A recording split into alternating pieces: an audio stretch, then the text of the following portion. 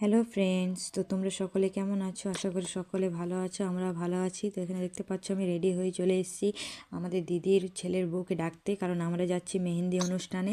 তো এই যে দেখতে পাচ্ছ দিদি আর ওই যে জায়ের মেয়ে সবাই সবাই দেখতে পাচ্ছ রেডি হয়ে নিয়েছে। যে বাবু আর ওই জায়ের ছেলে, জায়ের মেয়েটার ছেলে।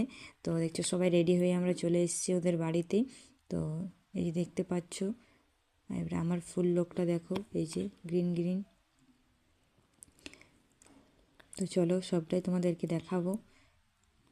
এই যে দেখতে পাচ্ছ চা দিয়ে দিচ্ছে। তো আমি চা খাই না, তার জন্য আমি নিলাম না, ভালো লাগে না আমার চা। চা খেলে আমি একবারই খাই, আর যদিও ইচ্ছা হয় তবেই আমি বিকেলবেলায় খাই। তো এই যে দেখতে পাচ্ছ ওরা সবাই চা খাচ্ছে, আর এই যে বাবু ঘুরে বেড়াচ্ছে। তো এই দেখো মেহেন্দি আর্টিস্টও চলে এসছে মেহেন্দি আঁকতে। তো যে এই যে এরে বিয়ে, এরই মেহেন্দি আজকে দেখতে পাচ্ছ। এই যে আমরা বসে আছি আর অন্য ঘরে মেহেন্দি আঁকছে, দেখতে পাচ্ছ।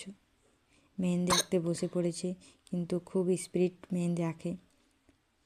এই যে দেখতে পাচ্ছ, কেউ হাই করছে, কেউ লজ্জা পাচ্ছে এরা ক্যামেরা দেখে।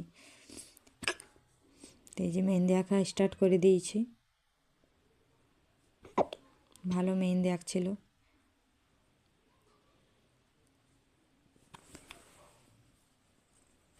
তো এই যে আমরা এখানে আঁকা করাচ্ছি এই যে জায়ের ছেলের বউকে।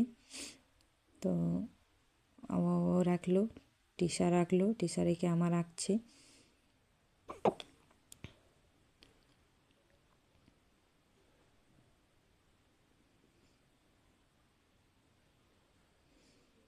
যেরকম পারে সেরকমই আঁকছে।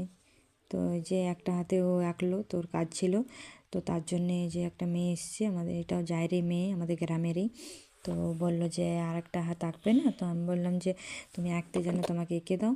তো আমি ভাবছিলাম যে আমি বাড়িতে লিখবো, কারণ ওই হাতটাই বেশিরভাগ প্রবলেম হয়, লিখতে পারি না কেউই। অনেকে পারে, অনেকে পারে না, তো আমি তো পারি না। তো তার জন্য আমি ওটাই আগে